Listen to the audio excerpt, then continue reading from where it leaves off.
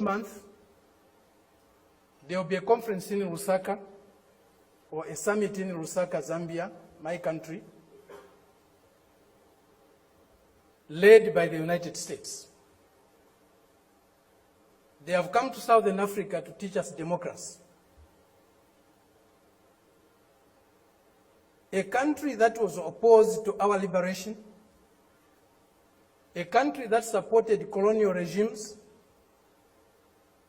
the apartheid regime in South Africa, the white racist minority regime in Zimbabwe, now Rhodesia, now Zimbabwe,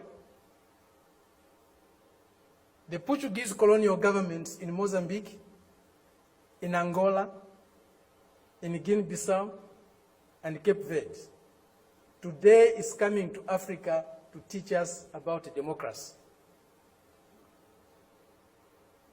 A country that has toppled so many governments in Africa, that has led so many coups in Africa and other parts of the world,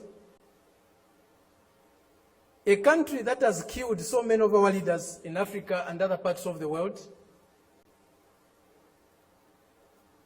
the killers of Patrice Lumumba,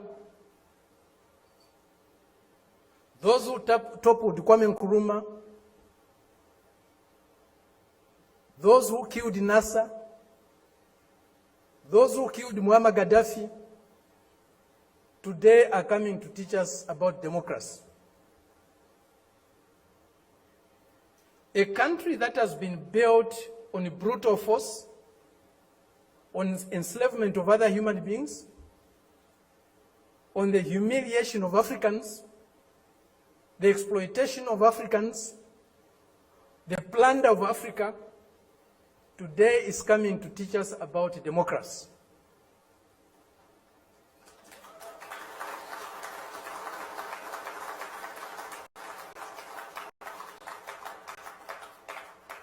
That's the arrogance, the imperialist arrogance, the racist arrogance that we are subjected to. We cannot have democracy where there is hegemony of the strongest, mightiest imperialist power. We cannot have democracy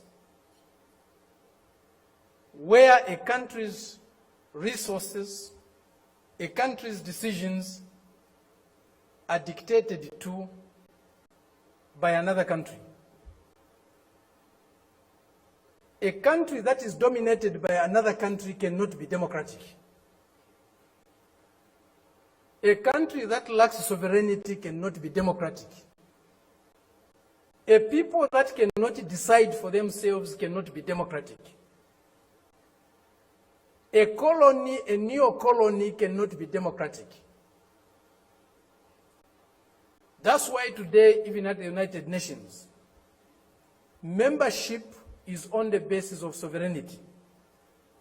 Only sovereign nations can be members of the United Nations, because only sovereign nations can decide for themselves. A colony cannot be a member of the United Nations. It's not by accident. It's not a mistake. If you have no respect for the dignity of others, if you have no respect for the sovereignty of other countries, you cannot claim to be a champion of democracy.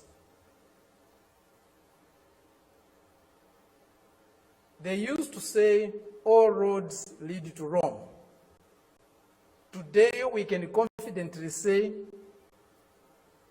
all roads to progress, all roads to what is better for humanity lead to Beijing.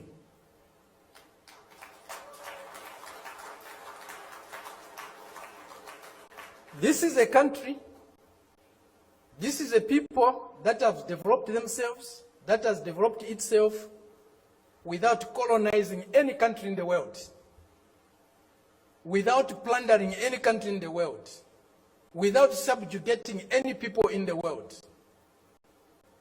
This is a country that is developing with maximum respect for others, for their history, for their cultures, and recognizes the diversity that is there in civilization. We were only taught one form of civilization, one form of modernization. That was the Western way. Westernness was a measure of how civilized, how modern you are. We reject that. We reject it because it's not correct. We reject it because it's undemocratic. We reject it because it's uncivilized to think of the world and of other people in that way. Today, they cannot accept the fact that China has caught up with them. China is about to surpass them in many areas of human endeavor. The imperialist arrogance is inhibiting them from accepting that reality. The racist arrogance is inhibiting them from accepting that reality. But the world is changing. The changes we are witnessing today, as President Xi said in Moscow recently, or the other day, they have never been seen in 100 years. They have shaped a world that they themselves today are scared of. And they have shaped a world that is not sustainable. Democracy, human development is not sustainable on the basis of plunder, on the basis of enslavement, on the basis of humiliating other people every day. That is a system we are seeing today, a system that will not survive if plunder is eliminated, if subjugation of other peoples, other nations is eliminated, if inequality in the world is eliminated. That system will disappear. The only system that you can survive and can endure for long is a system that is based on mutual benefit, win-win relationships, mutual respect for others, accommodation and tolerance of others, and fraternal love for all humanity. This is what we find in China today. This is what China's example is showing us. Indeed, all paths are different. There's no path that is the same, even if they are leading to the same destination. Each path has got its own characteristics. We are seeing that, we are learning that, we are experiencing that today with China.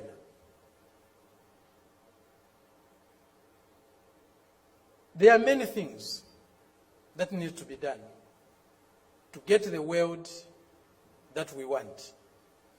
A more just, a more fair, a more peaceful world is possible, but it won't drop from the skies. We have to struggle for it. And as Fidel said, if we struggle